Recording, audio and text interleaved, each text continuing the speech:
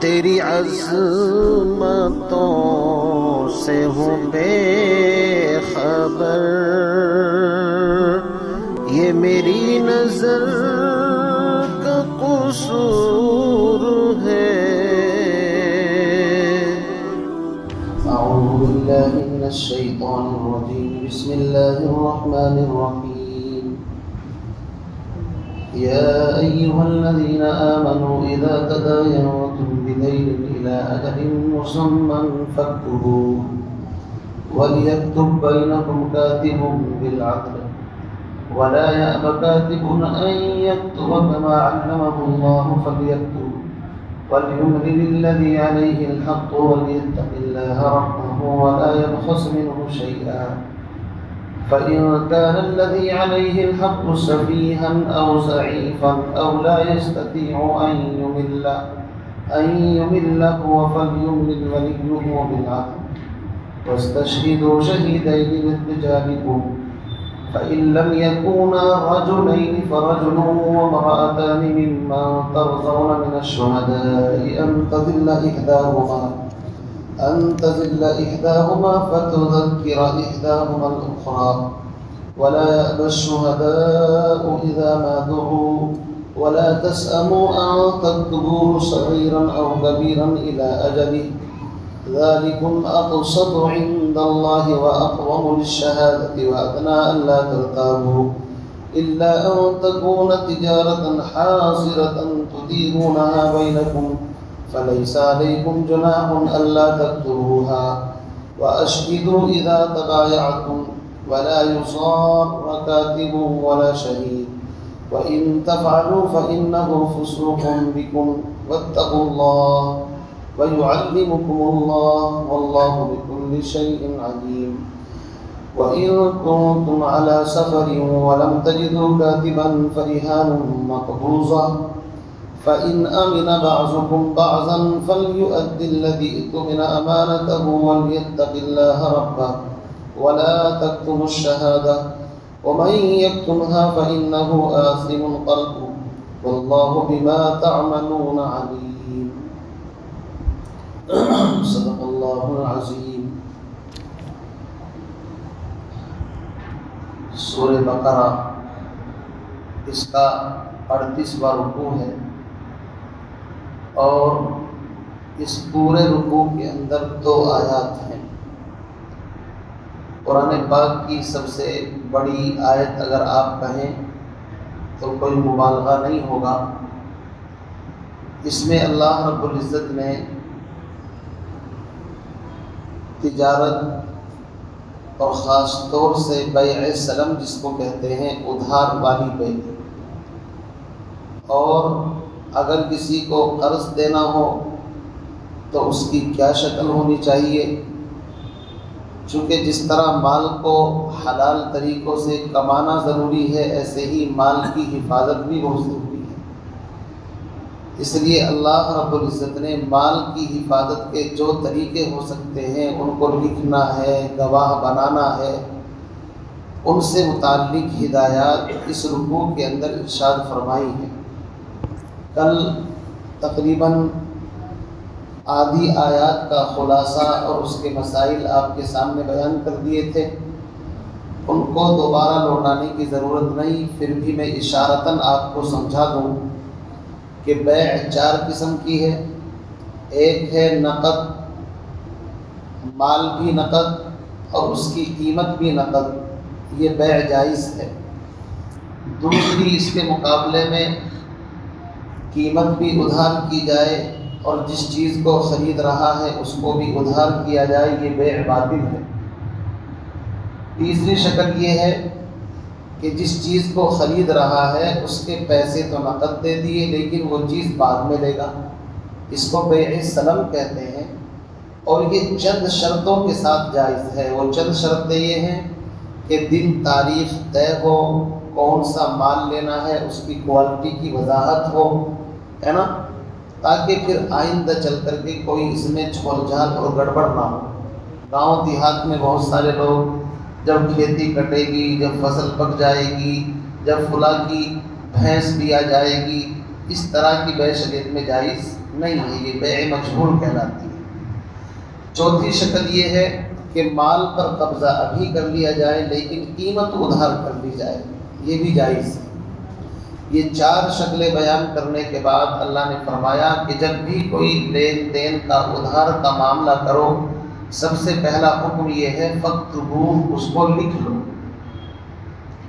دوسرا کام یہ ہے کہ اگر تم خود لکھنا نہیں جانتے تو کسی لکھنے والے کو بلاؤ، اور لکھنے والے کو بھی چاہیے کہ وہ ٹال مٹول نہ کرے، آ جائے، اس لیے کہ اللہ نے اس کے اوپر فضل فرمایا ہے، اس کو لکھائی سکھائی ہے، تو اس کو چاہیے کہ وہ آ کر کے معاملے کو لکھ دے۔ البتہ اگر وہ اس کے اوپر کوئی اجرت اور محنت چاہتا ہے تو جائز ہے اس کے لیے، چونکہ انسان اپنا وقت دے کر کے آتا ہے تو اس وقت کی اجرت وہ لے سکتا ہے۔ تیسری چیز یہ فرمائی کہ صرف لکھنے پر ہی کام نہیں کرنا ہے، لکھوائے بھی وہ کہ جس کے ذمے حق ہے، مثلا قرضہ آپ نے دیا ہے، میں نے لیا ہے، تو لینے والا لکھوائے تاکہ اقرار نامہ بھی ہو جائے، اعتراف نامہ بھی ہو جائے کہ میں نے لیا ہے۔ چوتھی بات یہ فرمائے کہ لکھنے والا کسی کے دباؤ میں کوئی گڑبڑ نہ کرے، کوئی سیٹنگ کر لے اس سے، اور کہ بھئی تم ایسے ایسے لکھ دینا، ہم تو جانتے نہیں، جب پڑھوایا جائے گا جب دیکھی جائے گی، اب تو سب ان پڑھ ہیں۔ تو فرمایا یہ بات بھی غلط ہے، اس کو چاہیے کہ انصاف کے ساتھ لکھے۔ پھر آگے چل کر کے فرمایا اگر وہ لکھوانے والا بے وقوف ہے، ہاف مائنڈ ہے، یا کوئی اور عذر ہے، وہ بھاشا نہیں جانتا یا املا نہیں جانتا، لکھوا نہیں سکتا، تو اس کو چاہیے کہ وہ اپنا وکیل بنا لے یا اپنے ولی کو بلا لے تاکہ ولی اس کی طرف سے معاملہ کر دے۔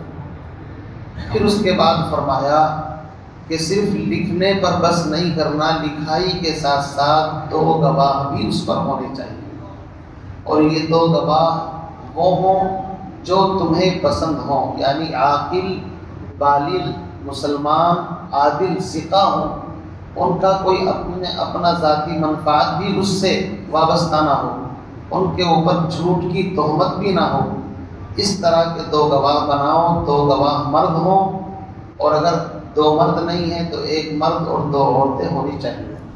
یہ گواہوں کے تذکرے تک ہم پہنچ چکے تھے کل۔ گواہوں کے سلسلے میں نے ایک بات کل آپ کے سامنے عرض کی تھی کہ شریعت کی پالیسی یہ ہے کہ ہر معاملے کے اندر صرف 2 گواہ کافی ہیں معاملے کو ثابت کرنے کے لیے، لیکن زنا کا معاملہ اس سے الگ ہے۔ زنا کے ثبوت کے لیے اگر کوئی کسی پر کہے کہ انہوں نے زنا کیا ہے تو اس زنا کو ثابت کرنے کے لیے 2 گواہوں کی گواہی کافی نہیں، اس کے اندر کم از کم 4 گواہ ہونے چاہیے اور عینی چشمدید ہونے چاہیے۔ یہ نہیں کہ میں نے اس سے سنا تھا، اس نے اس سے سنا تھا، ایسے تو 50 گواہ مل جائیں گے۔ چشمدید 4 گواہ، اگر 4 گواہ مل جاتے ہیں تو پھر زنا کا ثبوت ہوگا۔ اسلامی حکومت ہے تو اسلامی اعتبار سے اگر شادی شدہ ہیں تو سنسار کیا جائے گا، غیر شادی شدہ ہیں تو کوڑے مارے جائیں گے 100 جس کا ذکر آئے گا سورہ نور کے اندر۔ تو قرآن پاک نے زنا کے ثبوت کے لیے 4 گواہ کہا، واللاتی یأتین الفاحشۃ من نسائکم فاستشہدوا علیہن 4 منکم، 4 کو کہتے ہیں۔ تو سورہ نساء ابھی آ رہی ہے، اس میں یہ آیت آئے گی کہ زنا کا ثبوت اگر تم لگا رہے ہو کسی پر تو یہ معاملہ اس کے کریکٹر سے تعلق رکھتا ہے، اس کی زندگی سے تعلق رکھتا ہے، اس لیے اس کے ثبوت میں بڑی احتیاط شریعت نے برتی ہے۔ اور زنا کے اندر چونکہ 2 آدمیوں کا فعل ہوتا ہے، اس لیے ہر ایک کے 2 گواہ، 4 گواہ۔ پھر اگر یہ 4 گواہ ثابت نہ کر سکے، جھوٹا الزام گواہوں پر ثابت ہو جائے تو پھر حد قذف ان کو بھی ماری جاتی ہے، کوڑے، کسی کو جھوٹا ثابت کرنے کی ضرورت۔ یہ شریعت کی پالیسی ہے کہ تم خام خواہ الزام لگاتے ہو، 4 گواہ نہیں مل سکے، 3 گواہ ہیں، تو شریعت کریم کی ٹھکائی کرو، یہ جھوٹ بول رہے ہیں۔ تو بہرحال شریعت بڑی معتدل، بڑی منصف مزاج ہے، ہم اگر شریعت کو فالو کریں تو ہماری زندگی خوشگوار گزرے گی۔ باقی کوئی بھی معاملہ ہو، صرف 2 گواہ کافی ہیں۔ امام شافعی رحمۃ اللہ علیہ تھوڑا سا اختلاف کرتے ہیں، وہ فرماتے ہیں کہ معاملات کا جہاں تک تعلق ہے اس میں تو 2 گواہ، یعنی 1 مرد 2 عورتوں کی گواہی چلے گی۔ باقی معاملات کے علاوہ اگر عبادات کا معاملہ ہے، جیسے چاند دیکھ کر کے روزے رکھنا، عید کرنا، تو اس میں وہ عورتوں کی گواہی کا اعتبار نہیں کرتے ہیں، وہ صرف معاملات کی بات کرتے ہیں کہ لین دین کا معاملہ ہے تو اس میں چونکہ یہاں لین دین ہی کا معاملہ چل رہا ہے تو انہوں نے اسی کے ساتھ خاص کر دیا۔ امام اعظم ابو حنیفہ فرماتے ہیں نہیں، کوئی بھی معاملہ ہو، بس زنا کے علاوہ اتنی بات ضرور ہے کہ عاقل ہوں، بالغ ہوں اور کیا نام دیانتدار ہوں، یہ شرطیں ضروری ہیں، لیکن اس کے علاوہ اگر 1 مرد 2 عورتیں ہیں تو بھی گواہی چلے گی۔ اب دیکھیے یہاں پر فرماتے ہیں فَإِن لَّمْ يَكُونَا رَجُلَيْنِ، معاملے کو لکھتے وقت اگر 2 مرد گواہ تم کو نہ مل سکیں، فَرَجُلٌ، تو 1 مرد، وَامْرَأَتَانِ، اور 2 عورتیں، مِمَّن تَرْضَوْنَ، ان میں سے جن کو تم پسند کرتے ہو، یعنی گواہ اپنی پسند کے ہو، ایسا نہیں کہ کوئی پاگل ساگل کو اٹھا کر کے لے آئے اور کو گواہ بنا لیا۔ یہ جس چیز پر گواہ بنایا جا رہا ہے وہ جانتے ہی نہیں ہمیں گواہ کس چیز پر بنایا جا رہا ہے، تو ایسے گواہوں کی گواہی کا کیا فائدہ؟ فرمایا ممن ترضون من الشہداء، ایسے گواہ جن کو تم پسند کرتے ہو۔ آگے فرماتے ہیں ان تزل احداہما، ہم نے جو 2 عورتوں کی اجازت دی ہے اس کی وجہ یہ ہے، اچھا دیکھو اس طرح کی آیات پر بعض کم عقل لوگ جو اسلام کو صحیح سمجھے نہیں، اسلام سے اعتراض بغض رکھتے ہیں، اعتراض کر دیا کہ دیکھو جی شریعت نے تو عورتوں کو مردوں کے برابر نہیں مانا۔ اعتراض تو کرنے کا ایک طریقہ ہوتا ہے نا، ہر اچھی چیز کو غلط طریقے سے پیش کر سکتے ہیں آپ۔ یہاں پر 1 مرد، اس کے مقابلے میں 2 عورتیں آئی ہیں، تو جو مستشرقین ہیں، ویسٹرن کلچر کے لوگ ہیں، جن کو اسلام سے حسد ہے، وہ ایسی چیزوں کو غلط طریقے سے رنگ دیتے ہیں۔ جیسے آج کل میڈیا کا دور ہے، آپ نے دیکھا ہوگا، بات کچھ ہوتی ہے اس کو بنا کچھ دیتے ہیں کہ جی اسلام میں عدل نہیں ہے، انصاف نہیں ہے۔ بتاؤ 1 مرد اور 2 عورتیں، یہ ظلم ہے عورتوں پر۔ تو ٹھنڈے دماغ سے سمجھنا چاہیے، اسلام عورتوں کو گواہی کے معاملے میں الجھانا نہیں چاہتا۔ مین پوائنٹ تو یہ ہے، کیوں؟ عورتوں کی ذمہ داری الگ طرح کی ہے، مردوں کی ذمہ داری الگ طرح کی ہے۔ گواہی کے جہاں تک معاملے ہیں، شریعت کی پالیسی یہ ہے کہ گواہ جہاں تک بننا ہے وہ مردوں کو بنانا چاہیے، عورتوں کو تو مجبوری کا درجہ ہے۔ وجہ کیا ہے؟ وجہ یہ ہے کہ آپ نے دیکھا ہے کہ اچھے معاملات میں مجرموں کے ساتھ وہ برتاؤ نہیں کیا جاتا جو عام طور سے گواہوں کے ساتھ کیا جاتا ہے۔ پولیس تھانے کو لا کر کے گواہوں کو اتنا ٹارچر کر دیتی ہے کہ وہ بیچارے ہاتھ جوڑ لیتے ہیں، اچھے پھنسے یار، لینا ایک نہ دینا دو۔ اسی لیے آج دیکھ رہے ہیں کوئی مرا پڑا ہو، کوئی گواہ بننے کے لیے تیار جلدی سے نہیں ہوتا۔ کیوں؟ ان کو پتہ ہے خام خواہ کی جان مصیبت میں آنے والی ہے، فائدہ کچھ ہوگا نہیں۔ تو شریعت چاہتی ہے عورتوں کو کمزوری کی وجہ سے دور رکھا جائے، ان کو ان معاملات میں گھسیٹا نہ جائے۔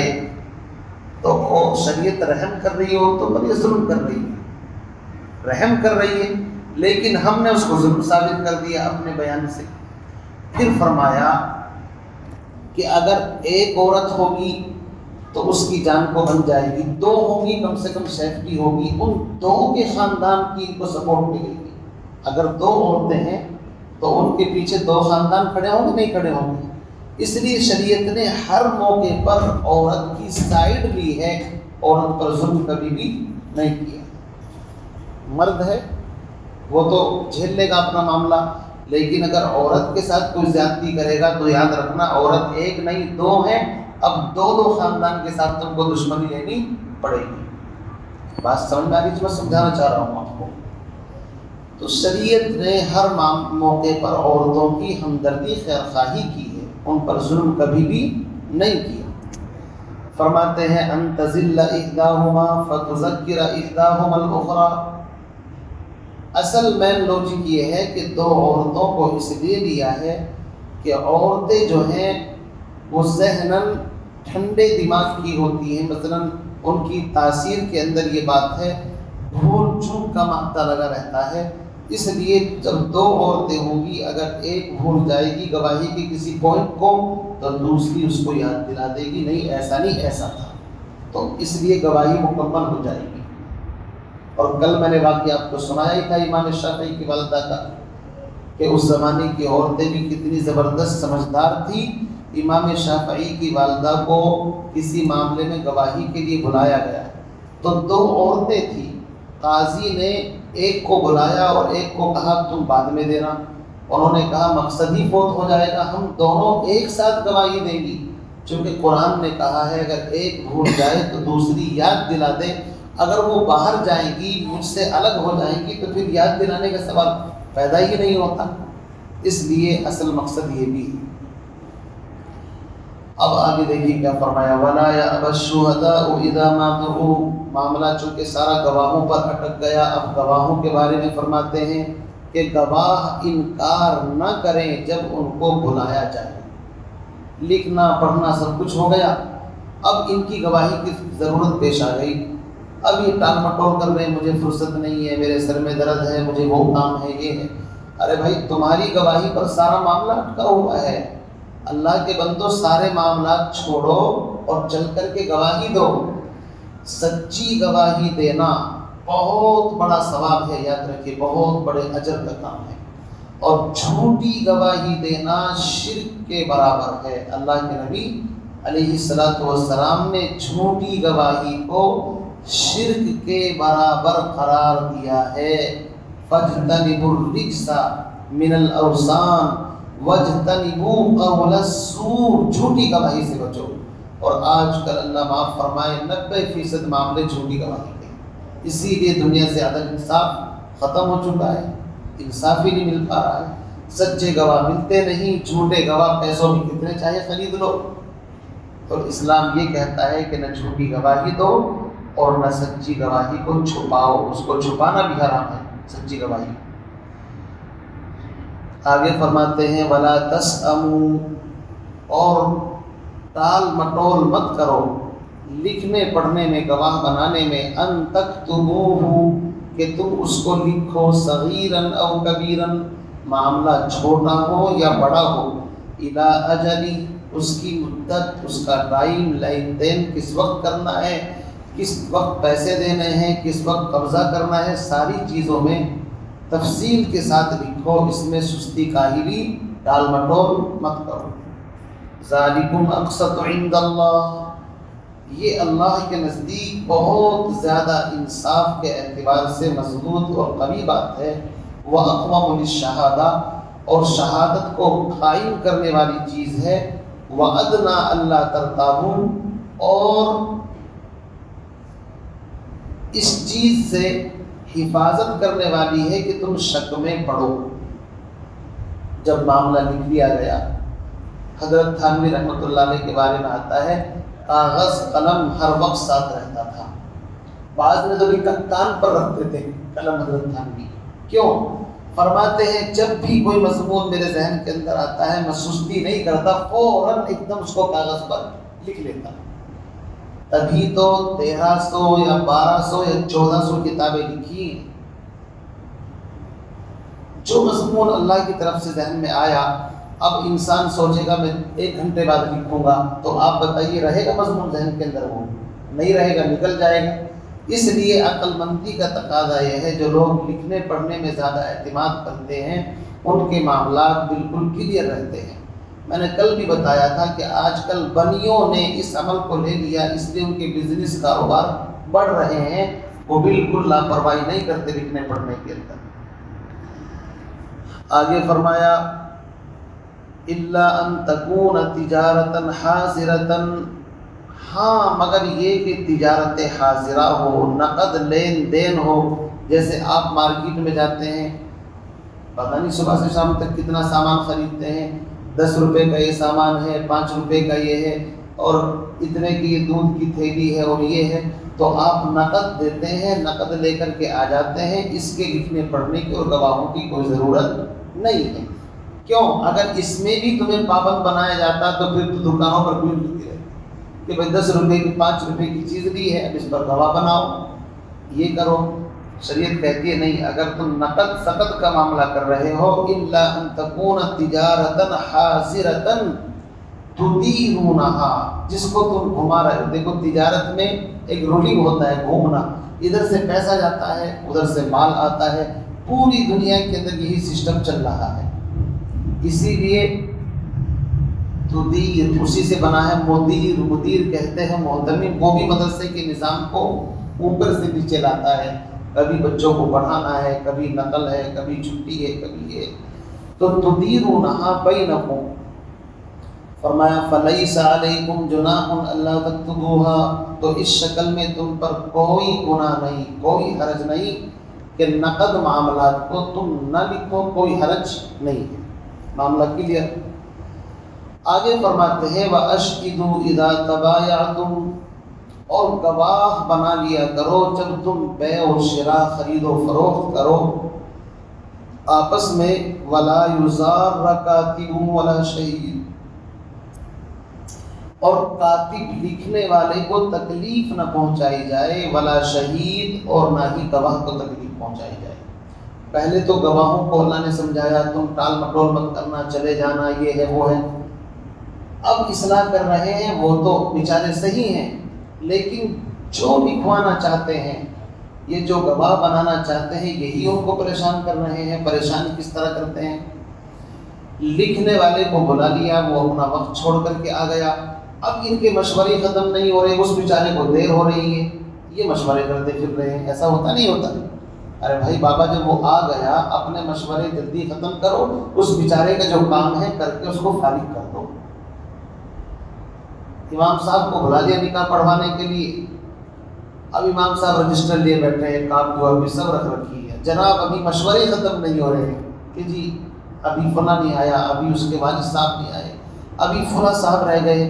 ارے بھائی اب کم سے کم اس کا بھی خیال رکھ لو، جب آ چکے ہیں تو جلدی اس کام کو نمٹا کر کے رخصت کرو. میں اس سے استدلال کر رہا ہوں، امام صاحب بھی کاتب ہی ہیں، سمجھے نہیں؟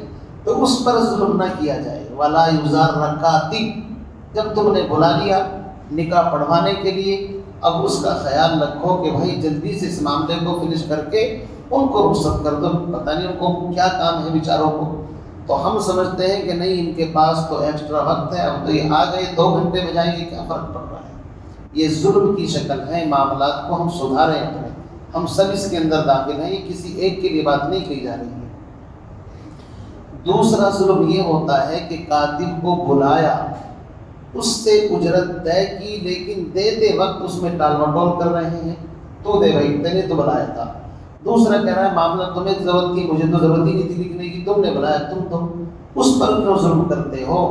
فرمایا وَلَا يُضَارَّ كَاتِبٌ، کاتب پر ظلم کی بہت ساری شکلیں ہو سکتی ہیں. فرمایا اس پر ظلم نہ کیا جائے. ایسے ہی گواہ پر بھی ظلم نہ کیا جائے. کیسے؟ نہ تو اس پر دباؤ بنائے کوئی ایک پارٹی کہ بھائی ایسا نہیں ایسا لکھو، یہ بھی ظلم ہے. اسی طریقے سے اگر اس کی طبیعت ناساز ہے، واقعی عذر ہے، تھوڑی سی مطلب معاملے کو آگے پیچھے کر لو، اس کو پریشان کرنا، یہ بھی ظلم کی شکل بن سکتی ہے. بہرحال قرآن نے ایک جملہ کہا ہے، ظلم کی جتنی شکلیں ہوں وہ سب اس کے اندر داخل ہیں. کسی بھی طریقے سے نہ کاتب پر ظلم کیا جائے اور نہ گواہ پر ظلم کیا جائے. آگے فرمایا وَإِن تَفْعَلُوا، اور اگر تم ایسا کرو، کاتب پر گواہ پر ظلم کرو، فَإِنَّهُ فُسُوقٌ بِكُمْ، تو یہ تمہاری طرف سے زیادتی ہے، فسق ہے، گناہ ہے. وَاتَّقُوا اللَّهَ، اور اس گناہ سے اللہ سے ڈرو، اللہ پکڑ کر لے گا تمہاری. وَيُعَلِّمُكُمُ اللَّهُ وَاللَّهُ بِكُلِّ شَيْءٍ عَلِيمٌ، اور اللہ رب العزت تم کو سکھلاتا ہے، اور یاد رکھو اللہ رب العزت ہر چیز کا جاننے والا ہے، بکل شیء علیم۔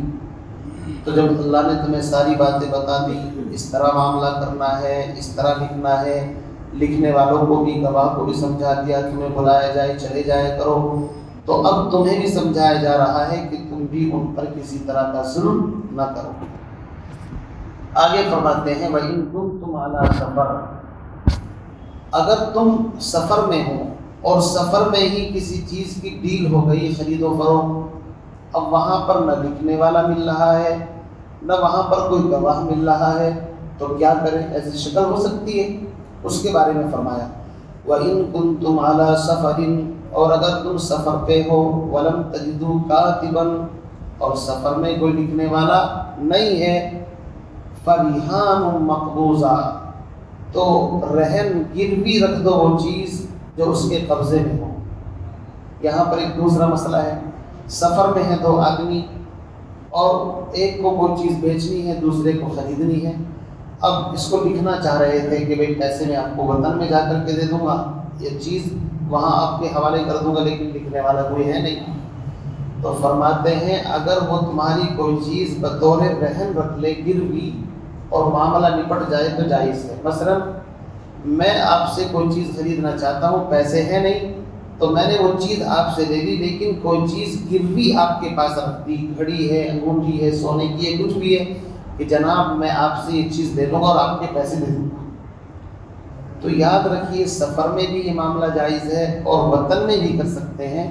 نبی علیہ السلام نے یہود کے یہاں سے کچھ جو لیے اور اپنی زرع یا پتہ نہیں کو کیا چیز ان کے یہاں پر گروی رکھی، تو چاہے سفر میں ہو چاہے حضر میں ہو، اصل میں جس کو اطمینان نہیں ہے وہ چیز گروی رکھتا ہے، سیدھی بات ہے، اگر اطمینان ہے تو پھر گروی رکھتا نہیں۔ تو فرمایا کہ گروی رکھی ہوئی چیز کا مسئلہ یہ ہے، یہ امانت ہے، ایک تو اگر یہ ضائع ہو گئی بغیر کسی اس کے تو اس کا قصور اس کے اوپر نہیں آئے گا، البتہ اگر اس نے جان بوجھ کر کے ہلاک کی ہے تو اس کا ذمہ دینا پڑے گا۔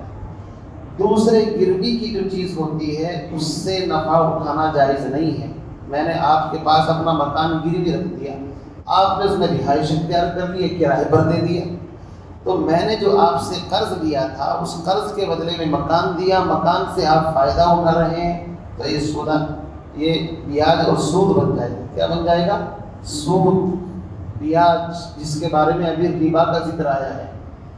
بس جس چیز کو رہن رکھا گیا ہے وہ ایک امانت میں ہے، اس سے نفع اٹھانا جائز نہیں ہے، اس مسئلے کو سمجھیں۔